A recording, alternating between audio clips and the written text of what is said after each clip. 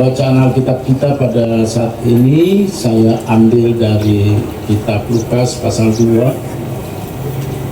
ayat 1 sampai ayatnya yang ke-7. Lukas pasal 2 ayat 1 sampai 7, judulnya adalah kelahiran Yesus. Pada waktu itu Kaisar Agustus mengeluarkan suatu perintah menyuruh mendaftarkan semua orang di seluruh dunia. Inilah pendaftaran yang pertama kali diadakan sewaktu Kirenius menjadi wali negeri di Syria. Maka pergilah semua orang mendaftarkan diri masing-masing di kotanya sendiri.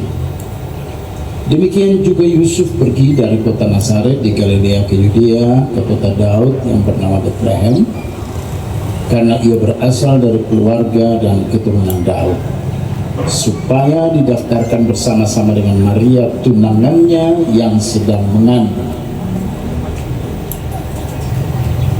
Ketika mereka di situ, tibalah waktunya bagi Maria untuk bersalin, dan ia melahirkan seorang anak laki-laki, anak yang sulung, lalu dibungkusnya dengan lampin dan dibaringkannya di dalam palungan, karena tidak ada tempat bagi mereka di rumah penginapan.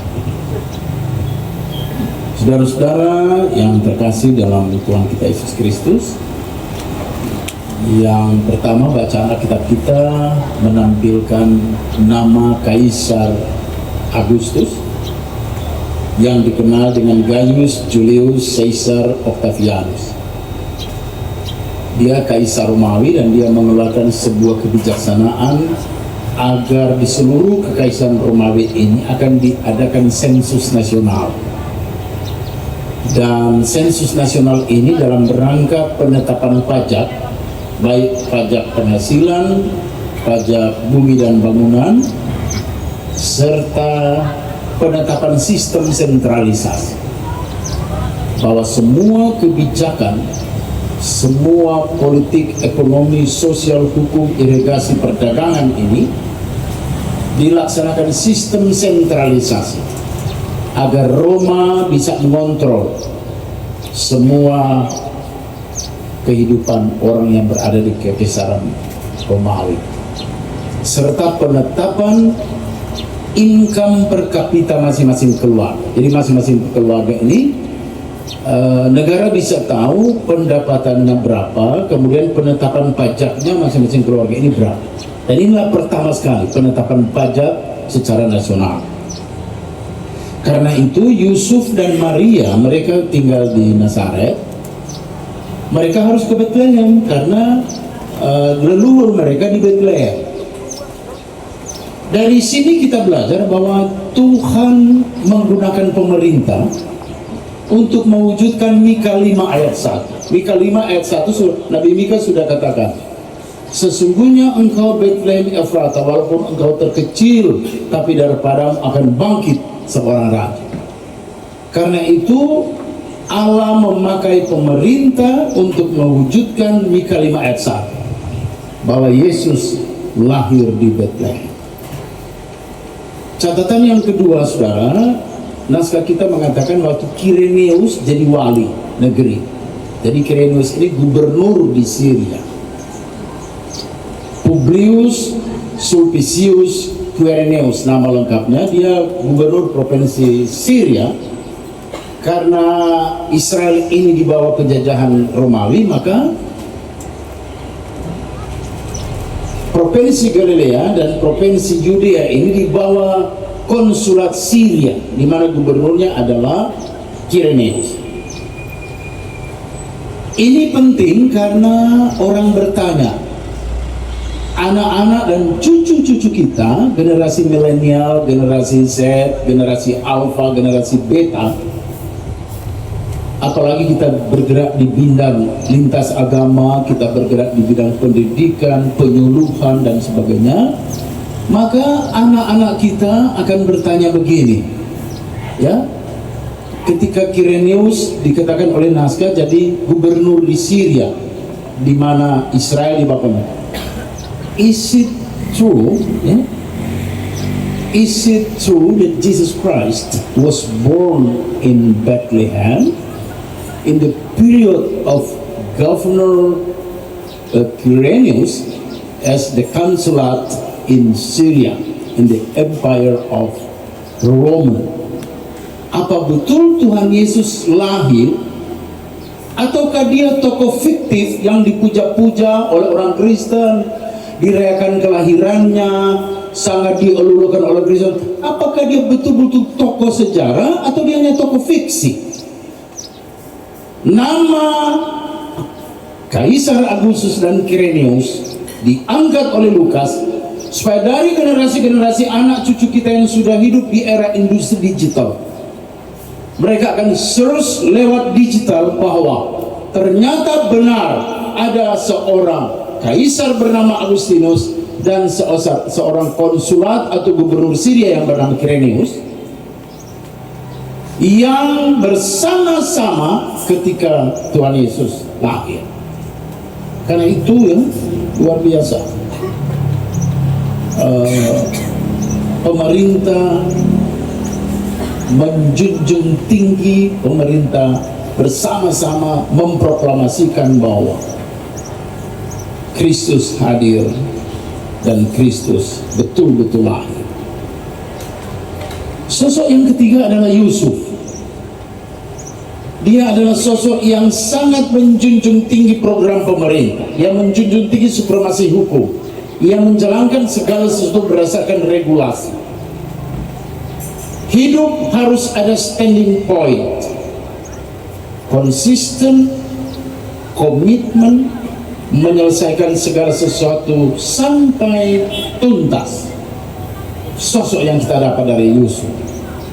Jarak antara Bethlehem dan Nazaret itu 150 km, dan mereka harus berjalan selama 7 hari. Yusuf berjalan, dia bawa keledai, dan Maria yang hamil tua ada di atas keledai. Mereka berjalan tanpa komplain, ya, tanpa marah-marah. Kepala kok Tuhan kesedia dan kontoran ini tak pelihnya enggak dah. Ya? Tinggal mati ini orang dua ini, baju bayi enggak ada, minta mulai di mana? Persiapan-persiapan enggak ada. Ya. Tapi mereka menjalani. Karena panggilan mereka dalam hati nurani mereka, kalau bekerja itu menyelesaikannya sampai tuntas. Ya? Dan mereka mau menjaga bagaimana mengamankan amanah Tuhan ini. Sosok yang berikut adalah Maria. Waktu malaikat datang, Maria, salam bagimu. Maria, engkau akan hamil. Aduh, kalau cewek-cewek aduh gimana masa kamu suruh kita hamil? Mungkin sedap.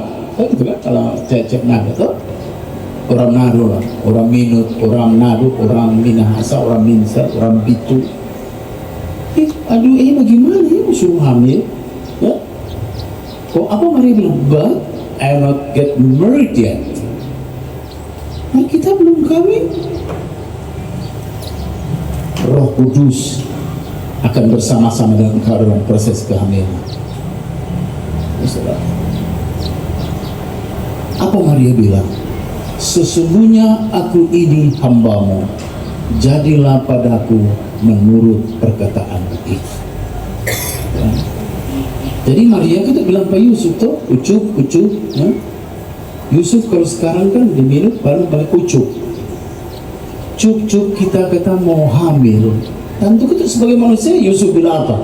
Oh mati Maria, so nak beres ngana. Torang dah jaga torang dua hubungan ini. Kita orang dah junjung tinggi bertahun-tahun, pun tiba-tiba kena hamil dan siapa? Apa Maria bilang? Menurut malaikat kita hamil oleh Roh Kudus. Aduh Maria, semua pada ratum bisa pangan. Nggak beres ngana. Tidak ada kehamilan tanpa persetujuan, tanpa persatuan, tanpa tanpa hubungan antara laki-laki dan perempuan, sel sperma dan sel telurnya aku dapatnya tidak mungkin ada kehamilan. Siapa yang bilang pangana? Malaikat. Aduh, soleh beta talking anak Maria. So nak butuh nak. Karena itu malaikat harus memperkuat lagi Yusuf. Jangan ragu, jangan takut.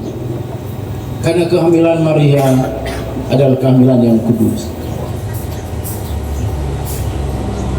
Apa sebab Hawa diserang di Taman Eden? Adam yang tidak akan pernah terganggu dia, karena iblis tidak akan pernah menyerang Adam. Apa sebab? Adam tidak punya rahim.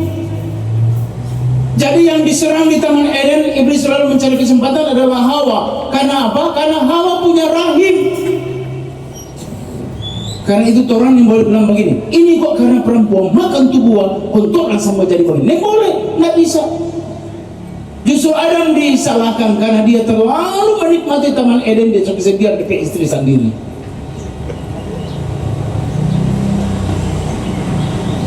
Kenapa Hawa diserang? Karena Hawa punya rahim. Jadi iblis punya perhitungan begini. Setiap orang yang lahir dari rahim ibunda pasti berdosa dan menjadi pengikut iblis. Tetapi iblis tidak tahu bahwa untuk menebus kita semua, maka Yesus Kristus lahir dari rahim seorang ibu, agar supaya rahim ibu dikuduskan oleh Yesus. Dan semua kita mendapatkan berita anugerah. Tidak ada lagi dosa warisan, tidak ada lagi dosa turunan, karena Yesus telah menguduskan rahim, dan kita semua hidup dalam pengampunan dosa. Karena itu Maria bersedia menjalani ini. Saudara yang terkasih, di tema PGI dan KWI, gereja PGI dan KWI, gereja Katolik, Allah hadir untuk keluarga. Allah hadir untuk menyelamatkan keluarga. Jadi keluarga itu keluarga suami istri, orang tua, anak. Apa sebab ada rumah tangga? Karena di rumah kita ada tangga-tangga, ada suami, ada istri, ada kakak, ada adik. Itu tuh tangga. Nanti dia mau membias begini, mertua, menantu, ipar. Tapi DP tangga itu adalah suami, istri, orang tua, anak. Selama hukum ini dijaga, maka kita sementara berada di dalam relasi-relasi yang harmonis. Itu rumah tangga di dalam keluarga, ya. Gembala Alex Wongkar sebagai gembala di jemaat, Ibu Kemena, Ibu Gembala Senti Sepang STA MSI sebagai pejabat, ya, di panggilan di Fakultas Senti. Orang tahu nama resmi beliau Pendeta Cynthia, tapi di fakultas ini teman saya di fakultas cuma biasa panggil Senti, ya. Tapi nama aslinya, nama resminya Ibu Gembala Cynthia Sepang STA MSI. Tapi kalau di fakultas Senti Sepang. Ini rumah ini turun jadi datang dulu waktu Bapak OB di Kemenak Provinsi. Ya, ini keluarga Sepang Kadoang kok ke rumah ini, tempat tanpa dulu. Maka apa bilang Ibu Kemenak, bilang di rumah, udah so tahu di mana, nggak pakai Google. Ya, jadi minta maaf ya, saya panggil nama sayang beliau. Pak Alex di kampus aja panggil Cynthia, saya panggil Beb, ya. Say, Beb, Honey, ya, gitu ya. Ya. Jadi yang satu di jemaat, yang satu di kantor. Tapi dari struktur ketimuran, yang di atas itu Pak Alex, baru Ibu Senti, baru kakak, baru adik. Itulah rumah tangga. Makanya Allah hadir di dalam keluarga. Baru dia meluas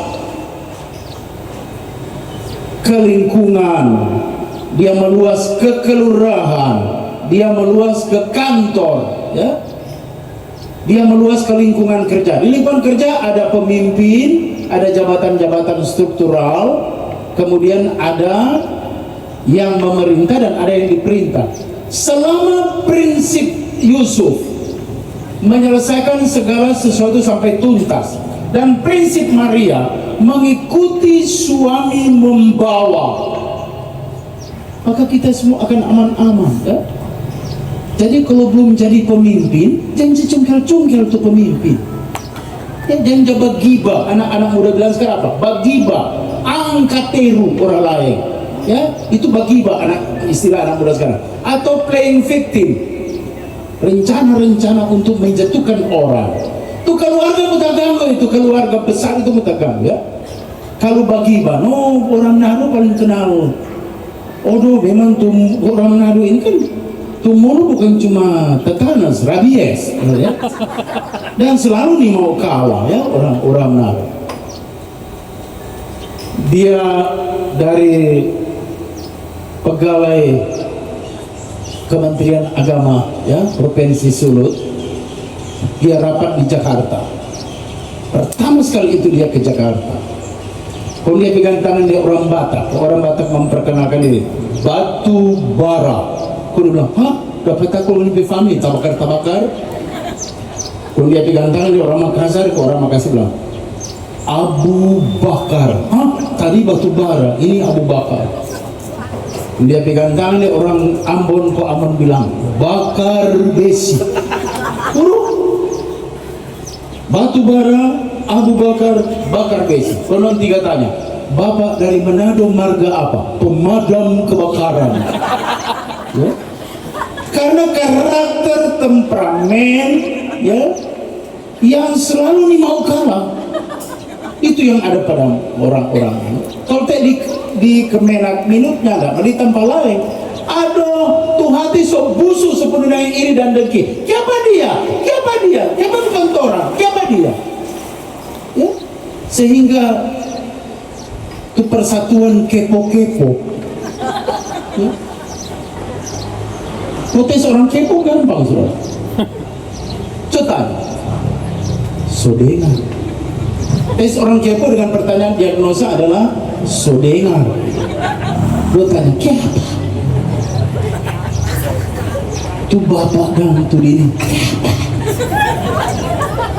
Sebentar habis rapat, kenapa tuh ibu sementara pimpin rapat? Dia bilang, sekarang dong. Karena dia punya karakter yang kepo. Karena itu, ini mau kalah kan? Sama dengan drama tadi kan? Ya, itu refleksi tadi. Oh, memang bapak mengamuk kalau DP istri tidak ditampilkan kan dia. Mungkin so pakai skincare 5 hari kan, so beli baju di so beli baju di MTC itu, sepatu so impor dari Mangga 2, kemudian datang DP Oras Vokal Group, tidak ditampilkan, mengamuk kata tuh istri, mau dikira tapi istri tidak pilihan ada. Tapi DP inti ku cerita tadi, tidak jadi tampil tuh, dan kemudian tidak latihan. Biar suara bagus nama kalau tidak latihan ya, boleh, tidak bisa kalau tidak latihan. Tapi itu negatifnya. Tapi positifnya, seorang suami dia akan memperjuangkan istrinya karena mereka sudah belahan jiwa. Seorang istri akan menghormati suaminya karena mereka sudah belahan jiwa. Dan itulah tugas moderasi. Bagaimana keluarga itu menjadi utuh, bangsa dan negara ini lintas agama, lintas suku, lintas budaya, kita menjadi utuh di tanah dan bumi Indonesia. Sangat adil pemerintah Indonesia dengan semboyan-semboyannya, ya, luar biasa, ya. Shalom, ya, luar biasa. Shalom, assalamualaikum warahmatullahi wabarakatuh. Dari Muslim, kemudian dari Katolik adalah Dominus Nobiscum, Tuhan besertamu. Kemudian dari Hindu, ya, Om Swastiastu dari Buddha Namo Buddhaya dan dari Konghucu dan aliran-aliran adalah salam kebajikan. Dia meliputi seluruh agama yang ada di negara kita. Bahwa kita diizinkan oleh Tuhan untuk berbeda. Tetapi perbedaan-perbedaan itu adalah indah dan bukan potensi konflik. Sehingga umat Kristiani yang merayakan Natal berarti umat Kristiani siap untuk melaksanakan. Umat Kristen yang ada di lingkungan Kemenak Minut ini, orang sambut Natal dengan sukacita. Sambut dengan sukacita. Ada orang takut sambut Natal karena semua jatuh tempo, kan? SK Sogade, kan? Kemudian sudah bapinjam di kumpulan Gereja Katolik, Gereja Pentakosta, Sidang Jemaat Allah, Gemim, KGPM. Biasa di organisasi-organisasi di gerejawi ini ada simpan pinjam, ada tabungan, kan? Di ibadah-ibadah, kan? No, ini sudah patut kesimpulan karena semua baru bagi. Orang kolong tiap ibadah kasih doi. Ibu di rumah tiap ibadah kasih doi. Tiap ibadah kolong kasih doi. Kaki pernah tua bilang, ibadah pontrang torang di rumah keluarga pendeta Tamabeo Teu. Gue ibu bilang pak kita, mau terima banyak pak orang. Dari Januari tajak isi 500. Jadi orang mau terima banyak. Kaki pernah tua bilang, acaranya adalah ibadah pontrang, tukar kado, door prize, dan terakhir pembagian tabungan. Ibadah sudah, door prize sudah, kemudian tukar kado sudah, ya. KG Penato bilang begini, jemaat sekalian, orang minta ampun pada banyak karena sudah pegang doi solari. Akhirnya tuh mama bilang, damai dihuni kacau di dapur. Ya, karena itu mari kita sambut Natal ini dengan komitmen kerja menyelesaikan segala sesuatu sampai tuntas. Kita menjaga, kita menjadi moderasi di lingkungan kehidupan beragama di Indonesia ini. Kehidupan beragama di Indonesia ini kita jaga bersama supaya kita hidup di negara dan bangsa Indonesia. Apa artinya Natal kalau terjadi konflik? Apa artinya Natal kalau palungan kita diisi dengan iri, dengki, dendam? Ya, apa artinya Natal kalau palungan hati kita ya penuh dengan suasana yang curiga, khawatir dan sebagainya? Apa artinya Natal kalau misalnya kehidupan relasi-relasi kita ya? Saya lahir di rumah sakit Pancaran Kasih. Saya lahir di Manado, tinggal di Kelurahan Sindulang 1. Patorampe lorong cuma torampe rumah tuh Kristen. Semua torampe lorong Muslim. Torampe lorong. Kontoran sumber tetangga 70 tahun. Orang anak-anak sudah sama Quran, ada orang pemani di rumah. Kalau kolong, tuh tetangga-tetangga tuh datang atur kursi, kasih bajalang kopi, kasih bajalang, dan semua ada yang kerudung. Saya SMA ikut tapi teman-teman malam takbiran. Karena tidak enak, orang mau makan, orang tidak puasa, orang tidak puasa. Ketika orang berbuka, orang berbuka. Ya. Ketika saya ikut diskusi internasional di Doha, bagaimana hidup ya berdampingan, bagaimana itu toleransi, bagaimana itu moderasi, ya saya satu kamar dengan Pak Haji. Kemudian di forum internasional ini saya kasih kesaksian. Ya, when we talk about toleransi, I was born in my city Manado. We are the only family among in our place. Cuma orang tuh keluarga Kristen. Mereka orang boleh hidup 70-80 tahun. Semua orang pelorong itu di Sindulan lorong Melati itu Muslim. Ya, jadi bapak-bapak dan ibu-ibu dari Kemenak yang Muslim, bro, saya hafal sekali. Auzubillahi minasyaitonir rajim, bismillahirrahmanirrahim, malik ya ummidi. Hafal sekali itu Al-Fatihah. Karena orang hidup berdampingan dan sebagainya, dan bagaimana merasakan sampai di level internasional saya beri kesaksian. Bagaimana perbedaan itu bukan potensi konflik, tapi perbedaan itu adalah anugerah yang harus disyukuri. Ketika umat Kristen mampu bercahaya, maka itulah Natal. Teman saya mengatakan, in my company we have 3,000 employees. Pak, kita ke perusahaan ada 3.000 karyawan. Only 5% are Christian. Cuma 5 orang tuh orang Kristen dari 3.000 karyawan. It means that 2,995% are non-Christian. 2.995 orang bukan Kristen. Tapi apa dia bilang? They don't know my name, but they know I am a Christian. Orang yang tahu tapi nama siapa di kantor, mereka tahu kita orang Kristen. Kong kita dan maksudnya,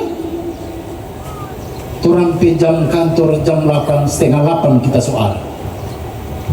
Orang jam kantor selesai jam 4, setengah 5 kita pulang. Jadi etos kerja, komitmen dan konsisten kita tunjukkan di tengah-tengah kehidupan yang beragam ini, sehingga orang sayang pak kita, walaupun orang yang tahu kita penama, tapi orang tahu kita orang Kristen. Itulah komitmen dan konsisten. Tante seberapa tahun jual nasi kuning di pasar 45? 35 tahun. Berarti so tidaknya ganti penjualan. Enggak, nasi kuning. Sejak pasar 45 belum buka, kita coba nasi kuning. Konten tapi anak berapa? 3. Udah di mana orang? 1 di Bank Indonesia, 1 di Polda, 1 ada di Unsra. Hebat tante ya, jual-jual nasi kuning anak-anak di BI, Polda, Unsra. Kalau orang kerja apa di sana? Jual nasi kuning. Itulah konsisten, ya. Konsisten. Jangan ganti-ganti kalau berprofesi. Konsisten. Nasi kuning.